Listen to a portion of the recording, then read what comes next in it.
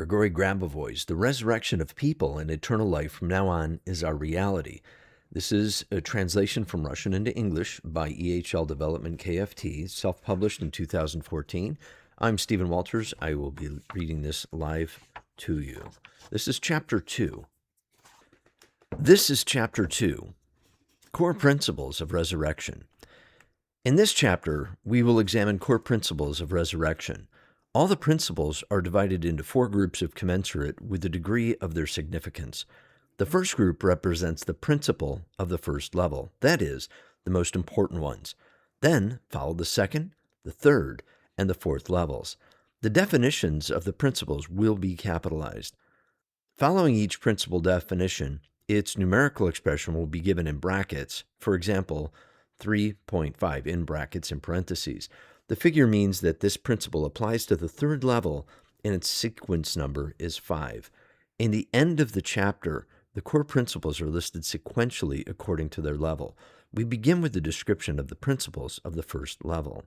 1.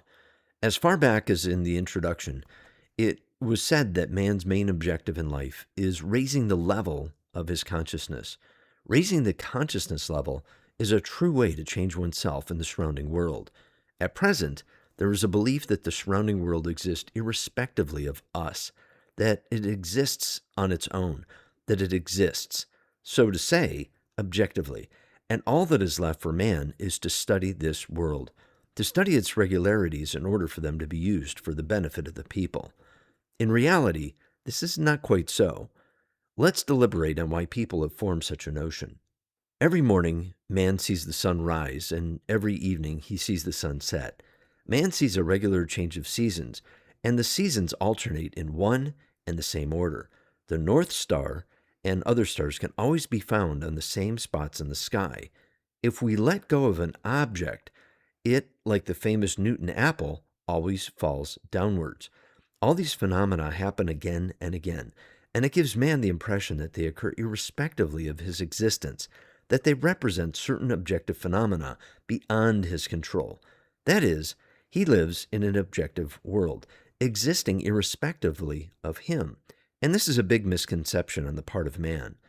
In order to find out what the real situation is, it is necessary to introduce the concept of collective consciousness. The collective consciousness is the merged consciousness of all people. Later, we will see that the collective consciousness should include consciousness of other beings, for example, animals, and on the whole, the consciousness of all that exists. In the collective consciousness, there are certain stable, persistent views. These are stable because they are a certain mean. That is, what we get as a result of averaging over the entire human population. To better understand what I'm referring to, let's turn to specific examples. Imagine that we are tossing a coin. Is it possible to predict the exact result of the tossing, heads or tails? If it's a standard coin, then it is impossible to say in advance what it will land on. And what if we toss a coin, for example, 7 times? It'll be the same. It may be several times heads and several times tails. It may even happen that it will be heads all 7 times or vice versa. All 7 times it may be tails. If we form a ratio of the number of heads to the number of tails occurred, we won't be able to predict heads to tails ratio in the above instances without applying clairvoyance. We won't be able to say what the ratio will be. For example, after tossing a coin 7 times. However, if we toss a coin several thousand times, then it is possible to say in advance that the ratio of the number of heads occurred to the number of tails occurred will tend to unity. If we toss a coin several million times, the ratio will virtually equal to unity. We have then that at a larger number of tossing cases, it is possible to predict the result, and this is not accidental. The matter is that given a large number of experiments, a large number of occurrences, there appears so-called statistical regularities. So, given a few single experiments, no regularity can be traced. The result is accidental. But if the number of instances becomes very large, then the regularities called statistical would manifest themselves. There are plenty of such regularities around us. Let's have a good look at a computer keyboard. we can see that the letters on the keyboard are not arranged alphabetically. They are arranged in some peculiar way, apparently according to some rule. But what rule? In the center of the keyboard, there are letters used more frequently, and on the sides, the ones used less frequently. It is clear that it is easier to work with four fingers rather than with little fingers. That is exactly the reason why the most frequently used letters are placed in the center. How can we find out which letters are used most frequently? We may, for example, charge the computer with the task of reading a lot of books and determining which letters are used most frequently, less frequently, and used very rarely. For each letter, the computer can calculate the probability of its appearance in the text. It is the letters with the most probability of their appearance in the text that are placed in the center of the keyboard. Notice the following. If we become interested in the probability of the appearance of a certain letter, let's say the letter A, in a word randomly taken out from a text, we will fail to get the answer to the question. But if we take a lot of books with a lot of words in them, and therefore letters, then the statistical regularities will emerge, and thus we will be able to determine the probability of its appearance in the text. These data may be used in printing houses for compiling typecases. There's no need to cast all the letters of the alphabet in equal quantities. The letters may be manufactured in the quantities proportionate to the probabilities of their appearance in the text. The same idea is used for compiling frequency dictionaries. The computer, having read a lot of books, and works of classic in particular, can make a list of the words most frequently used.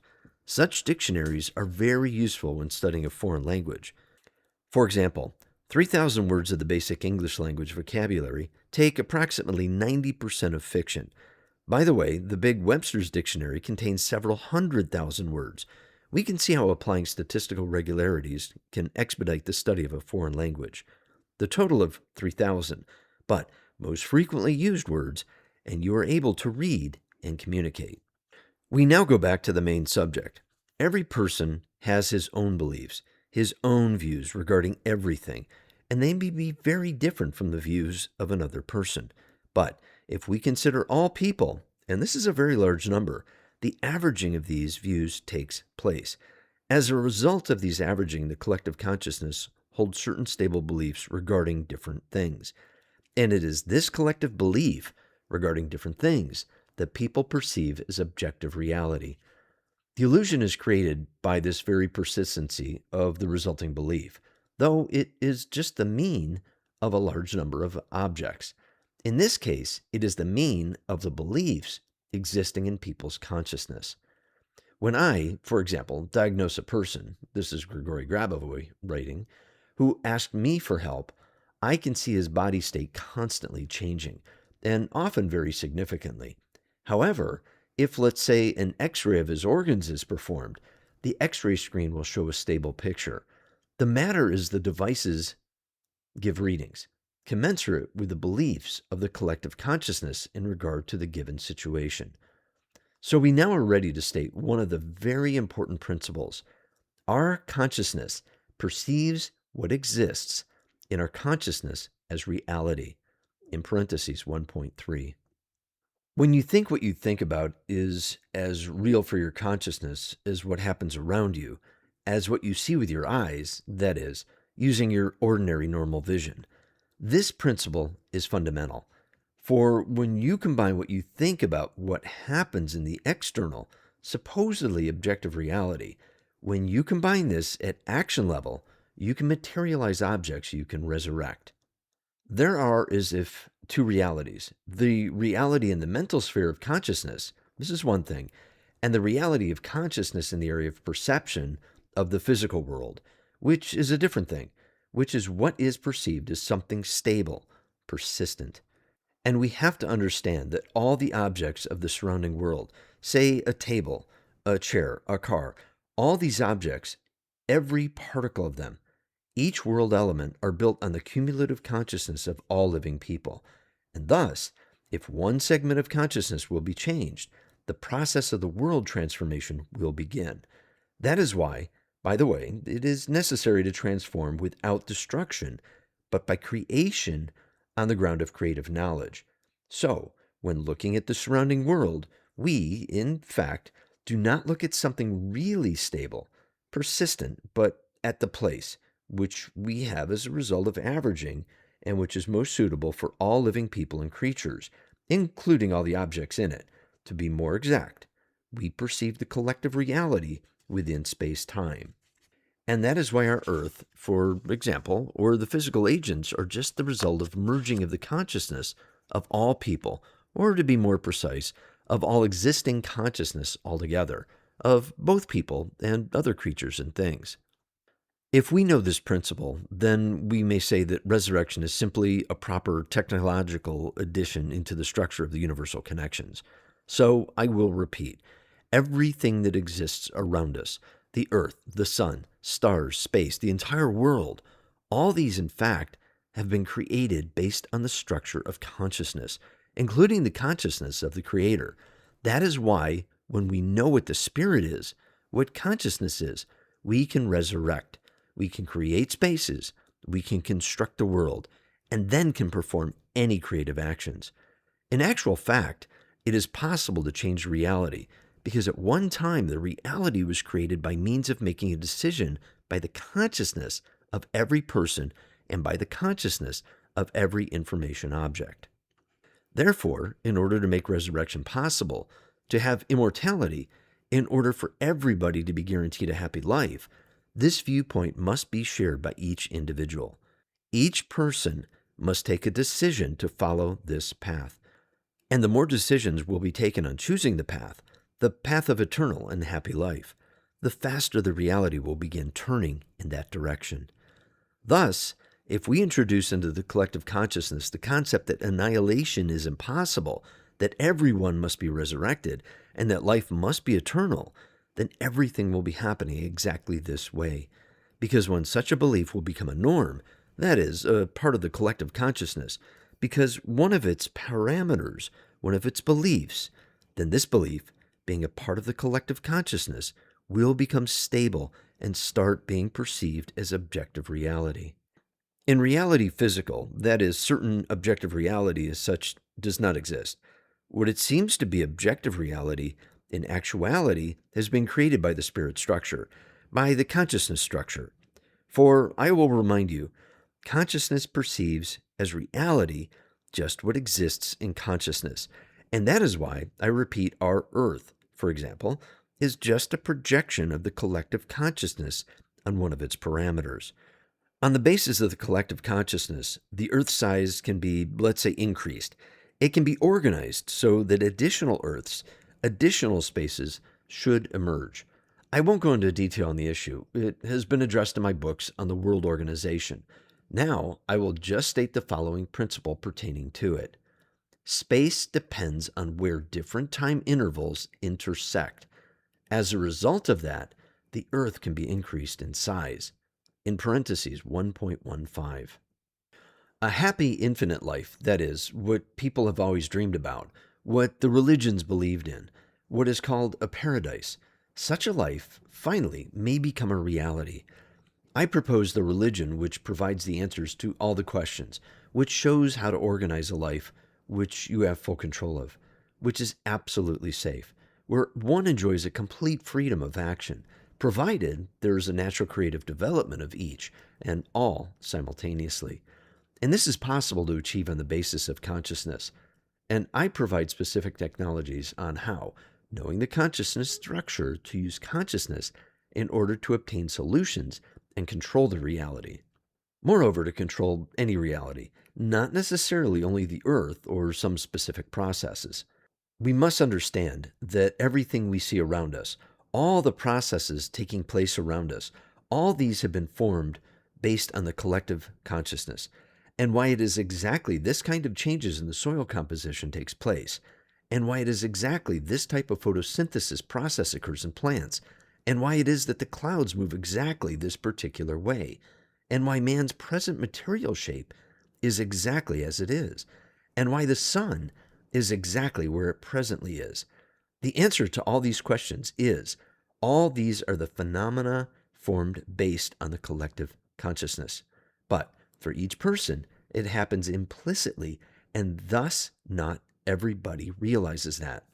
By changing the collective consciousness, we can change the surrounding reality.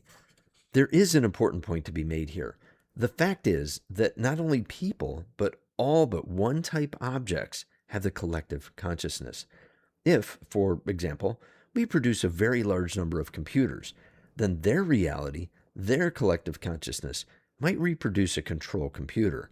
And if their specific concentration per volume unit of information is great, it could lead to a certain life form change. So, what has been written on the subject by the science fiction writers is not fiction, deep down. Basically, it may become a reality. All this must be considered, and that is exactly why it is so important to learn the methods of reality control. By the way, at one time, certain animal species, for example, lions, as well as certain types of birds, went through the phase of a managerial level, so it is not coincidence that they possess a well-developed instinct. People's instinct proved to be developed for social life. Wild animals, for example, lions, naturally have the collective consciousness too, which influences our planet as well. But of course, not to the extent the human collective consciousness does. The priority here is given to man, for though all creatures are God's creation, but man, furthermore, has been created in the Creator's own image and likeness. The following principle goes with all mentioned above. The structure of the world should intensively develop within the development of our own consciousness. In parentheses 1.4. Let's sum it up. When we develop our own consciousness, we change the world structure. For by changing our consciousness, we gradually change the collective consciousness. And as a result, we have the world we need, because it is this world that will be manifested in reality. That is the mechanism of the world transformation. We shall now formulate a few more principles. The true status of the world is in eternal life. Eternal life ensures true world stability. The desire for a stable world creates eternal life. He who has not experienced death is the base, which reproduces everything else. God is such a base. God is eternal. He has never experienced death. Everything else follows from this fact. In parentheses 1.1. Eternal life is the principle of development of divine reality. In parentheses 1.2. Resurrection is comprehension of true consciousness. In parentheses 1.5. Eternal life conditions the necessity of the development of soul. In parentheses 1.6. To understand any material, knowing the key terms used in the text is always essential. For that reason, I will say a few words about the terms being used. The soul. The soul is the substance that was created by the Creator in accordance with the eternity of the world and as a world element. The soul is firm, stable, unshakable, immovable, unavoidable. It basically exists as the world organized structure, and thus it starts the reproduction of such concepts as, for example, spirit, which includes the notion of an act as well. So we may say that in one of the interpretations, the acts of the soul are the spirit, thus perfecting the spiritual base towards the world's creative development. The soul structure may be changed. The principle, in parentheses 1.6, says that infinite life postulates the necessity of the soul evolution. Indeed, in infinite life, as man and the society evolve, more and more new challenges will emerge, and therefore, in order for man to adequately face new demands, the soul evolution is necessary. Consciousness. Consciousness is the structure which allows the soul to control the body. The soul, the material part of which is the body, interacts with the reality through the consciousness structure. But there is also an interaction between the body and the body cells. This interaction is carried out by consciousness too. But this time, this is cellular consciousness. In the wide sense, consciousness is a structure that combines spiritual and physical matter. By changing consciousness, it is possible to transform the spirit and therefore to perform acts, that is, events. For the soul is a part of the world, that is, it is present in any event. True consciousness. The true consciousness is the consciousness, which reflects the world reality in the infinite time and space. It is the consciousness which allows to live eternally and to evolve eternally. Three characteristics, three features of the true consciousness may be noted. First, the true consciousness adequately reflects the systems of the world development because it develops concurrently with the development of the world in all its manifestations. Second, the true consciousness, provided it has been preserved in the primary source, can be readdressed or delegated or passed to other beings, together with its all-acquired knowledge. Third, the true consciousness possesses the property of reflecting the entire reality on its each segment. That is, each segment of the true consciousness concurrently contains the entire reality. We have something similar in holography. When illuminating a holographic plate, a three-dimensional object appears in the air, a samovar, for example, and the sense of the samovar, a real presence, is amazing. If we break the plate and have one of its broken pieces, then if we illuminate it, the same samovar will appear again, though with limited image definition. If the pieces used are very small, we then have the image blur. The image quality noticeably worsens. As for the true consciousness, even its small segment ideally reflects the entire reality concurrently. The true consciousness is formed in the process of the spiritual evolution. That is, the true consciousness first is developed by the soul, then by the spiritual structure, and by the body.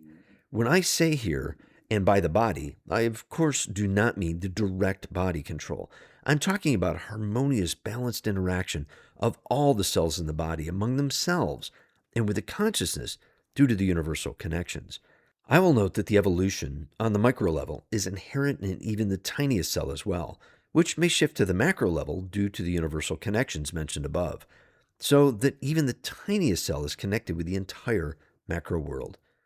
In the previous chapter, the term an expanded consciousness was used. Now, I will say a few words about this concept. Expanded consciousness. The expanded consciousness is a concept in many ways explained by the very words of the term. It is a state when the perception expands and begins to embrace the controlled level of consciousness itself. The concept of an expanded consciousness includes three levels. 1. The perception level of the dynamic world, of the dynamic pattern of the universe. If a person looks at the world in his ordinary state, in the state, let's say, of registering consciousness, he then registers static forms. For example, an armchair. For him is an armchair. A table is a table. A tree is a tree, and that is it. He simply registers these objects as certain static forms. But if a person is in the state of an expanded consciousness, he now starts perceiving the objects as dynamic forms. That is, for example, as in this case, an armchair or a tree exist in dynamics, in the process of the universal interrelations. Thus, in the state of an expanded consciousness, a person does not perceive objects as static, changeless anymore. He changes to perceive the world as a dynamic, changeable form. He begins to see the world as a changeable, transformable structure, and therefore, he comes to realize that one may be bettering the world forever. We may note that when meeting the resurrected one during the first month after the person who met him may find himself in the state of an expanded consciousness. And while in this state, he experiences the absence of time and the presence of a different state of reality. 2. At the second level, consciousness does not limit itself to just a perception of an object. It becomes active. It itself becomes a creative element. For example, during the resurrection, it is the consciousness of the one performing the resurrection that forms the structure of the one being resurrected, and his consciousness is an element of the structure of the one being resurrected, and the structure that is being created. 3. The third level is a level of one's own state of consciousness. The consciousness of this level is aware of what is taking place and controls the entire situation. When in the state of the expanded consciousness, a person is able to simultaneously perceive many different processes, and he is able to perceive simultaneously both distant events and events brought closer. During the resurrection, irrespectively of the fact whether the resurrection is performed by someone or that person is just being an observer of the resurrection process, being in a state of the expanded consciousness, he can see directly the process of the body creation. That is, the creation of the physical matter around the soul of the one being resurrected. But if it is a question of object materialization, then one may observe the creation of matter around the existing body of information. And at the same time, consciousness is present in the object as well, the expanded consciousness. And consciousness is not just present in the object, but plays the role of an active creative element. As we can see here, in materialization, consciousness carries out the control of the physical matter. However, consciousness may control the spiritual information planes as well, where the term physical matter is no more used. It should be noted that the expanded consciousness is a part of the true consciousness. However, in many ways, it is an independent element, acting as true consciousness. About space and time, we will talk in the next part. The next principle, the principle of divinity, relates very closely to the previous principles. The principle of divinity, aspiration for imperishability of body, for eternal life, and for development of true consciousness, is the practice of the uppermost flourishing of human existence. In parentheses 1.7. Let's examine this principle in detail. There are a lot of questions associated with the resurrection. For example, what is the difference between the resurrection that took place shortly after the biological death and the resurrection, which occurred a while after the biological death? And if there are any time fences which, as landmarks, mark the change in the situation. It turns out that an important role here plays the 9th and the 40th days after the biological death. It is not without a reason that there is a tradition to observe these days. Let's consider this question.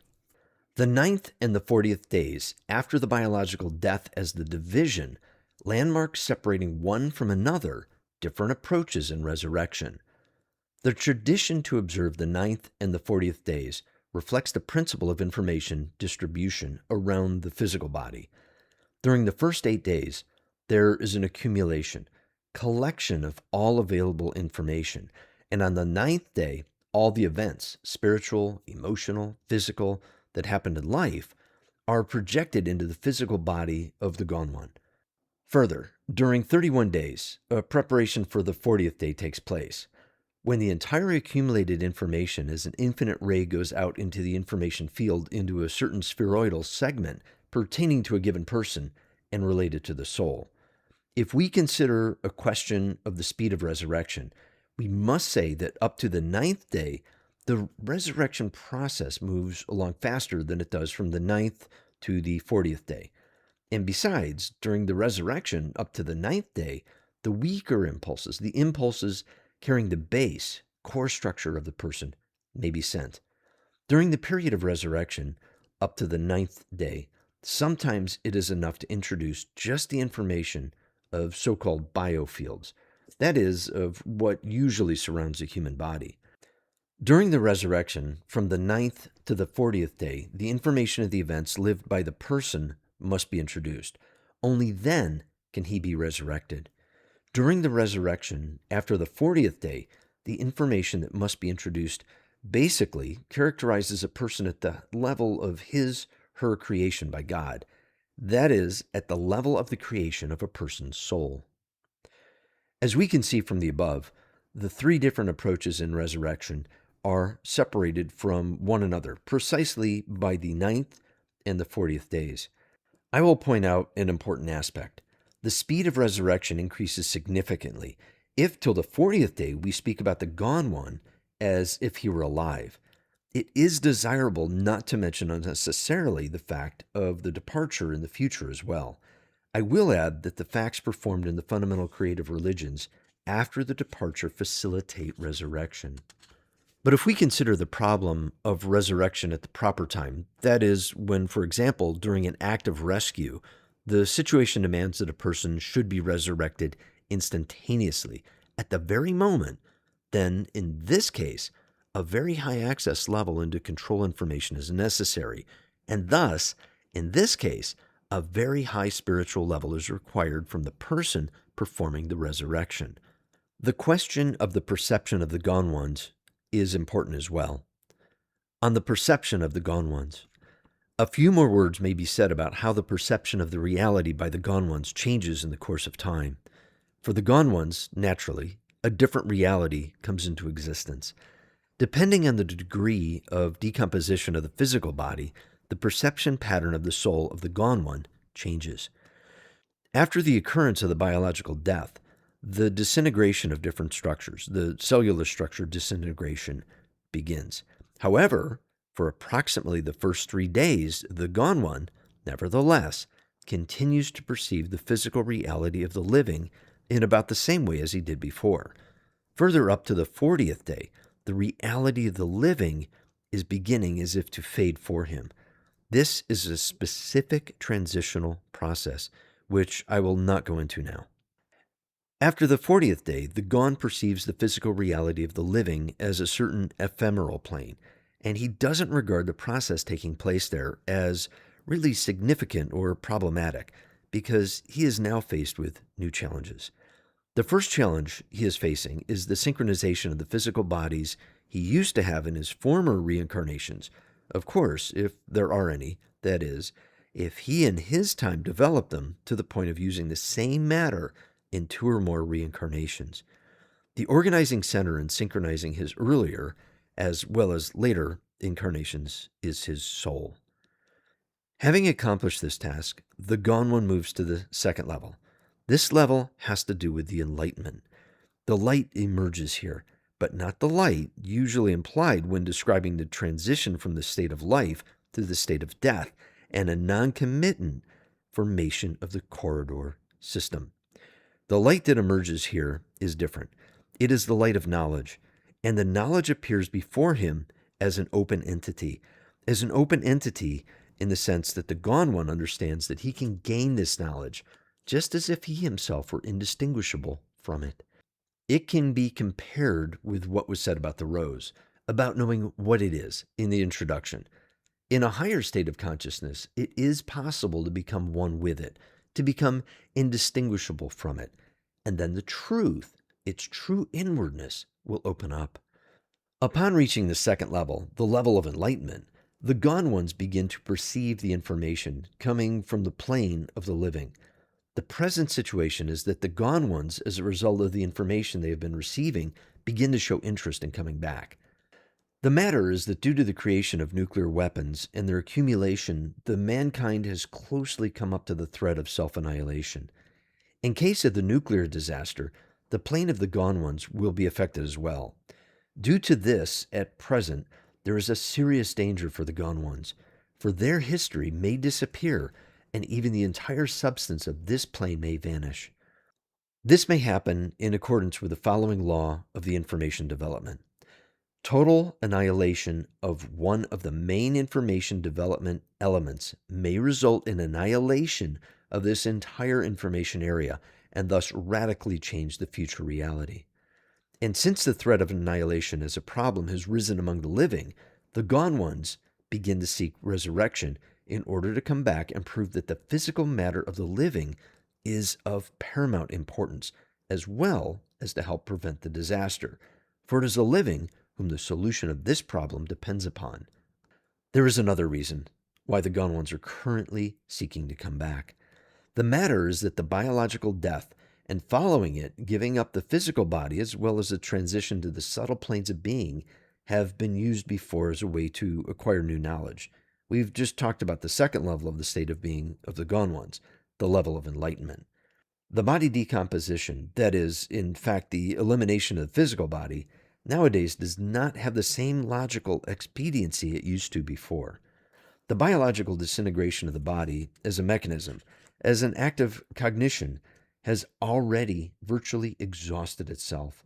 And this is fully confirmed by the resurrected, who say that when transitioning to the subtle plane as a result of the biological death, they didn't acquire anything there, what they could not acquire when being in an ordinary physical body. So, It doesn't make sense to abandon the body in order to acquire new knowledge and new experience.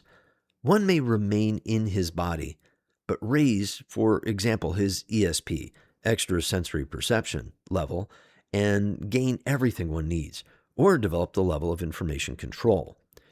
Life moves on, and naturally, with change of the situation, there comes a new understanding of the development process, a new stage in the evolution of man and society. The question at issue is so serious that it makes sense to discuss it in more detail. Utilizing scientific terms, we could start a talk on the paradigm shift. That is, in this case, on the fundamental shift in the behavioral model. But I will remain within the confines of a simple analysis and visual comparisons.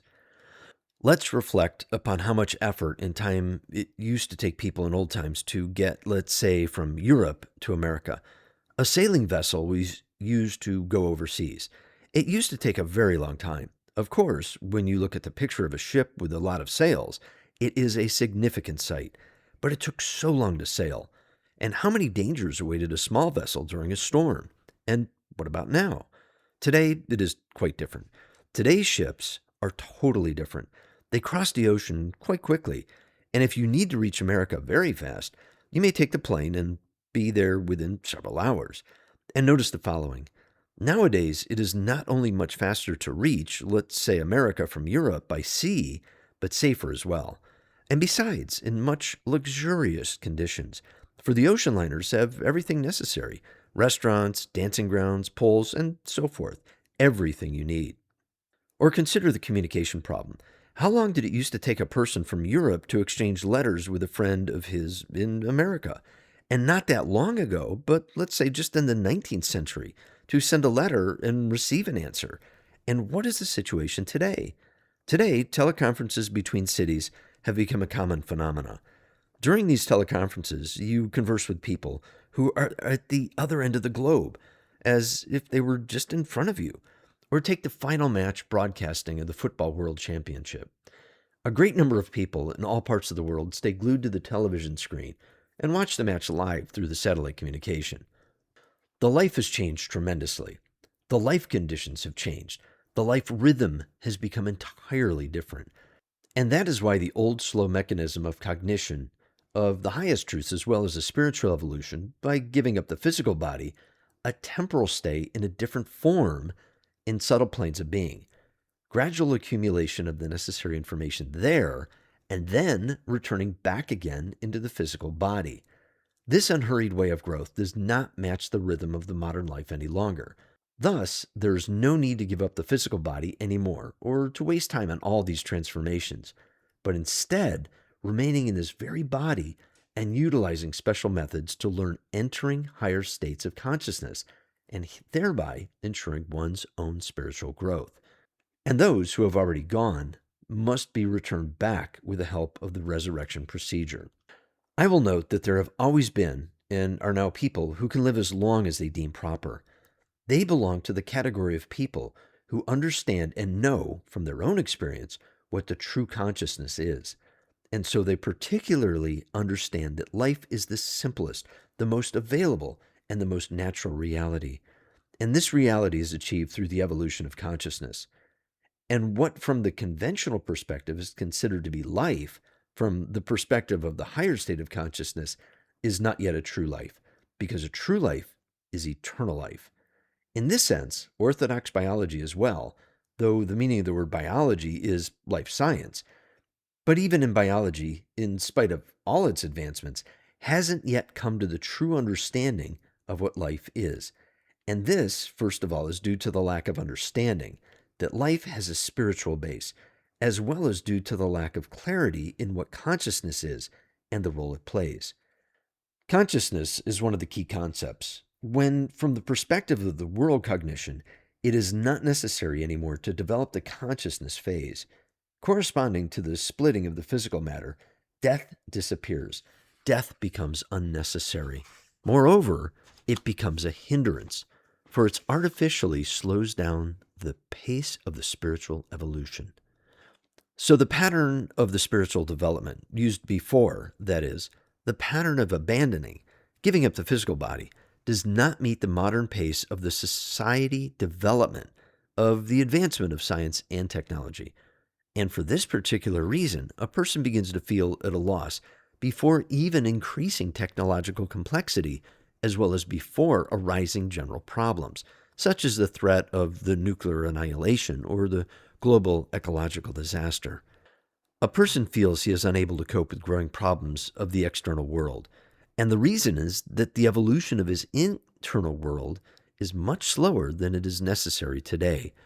To accelerate this evolution and to finally begin to utilize one's own entire potential, that is today's task.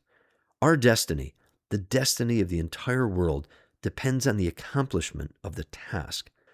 Talking of potential, science says that today's man utilizes no more than 5% of his brain's potential.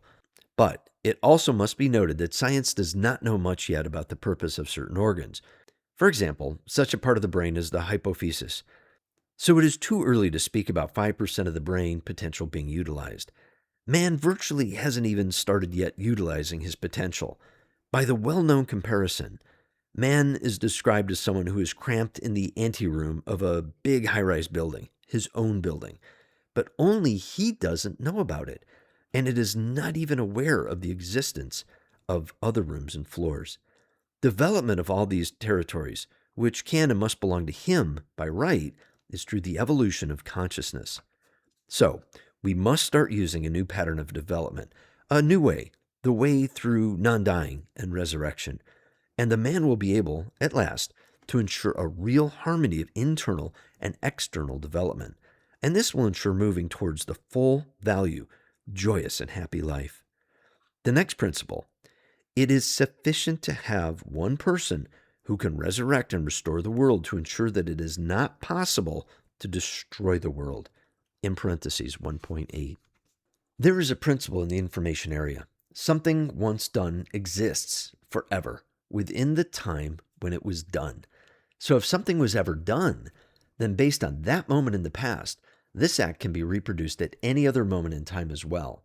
And therefore, if there is, for example, at least a single fact of object materialization, it means that materialization can be formed at any other time, as well as be extended to any other object. The same is true for resurrection. Generally, if something was done once, it becomes indestructible. For a person, it means that the idea of the eternity of the world will always result in the realization of the eternal in all realities. And if a person is able to resurrect and restore the world, then the world cannot be destroyed under any circumstances. Resurrection and ascertainment of the fact of resurrection is a simultaneous for the entire world process. In parentheses 1.9. The fact that establishment of the resurrection fact happens simultaneously for the entire world means that this event involves all the world structures instantaneously without transferring the information sequentially from place to place. That is, after the resurrection, the information about the resurrection is instantly everywhere. We talked about this phenomena in Chapter 1 when we discussed the lion's abilities.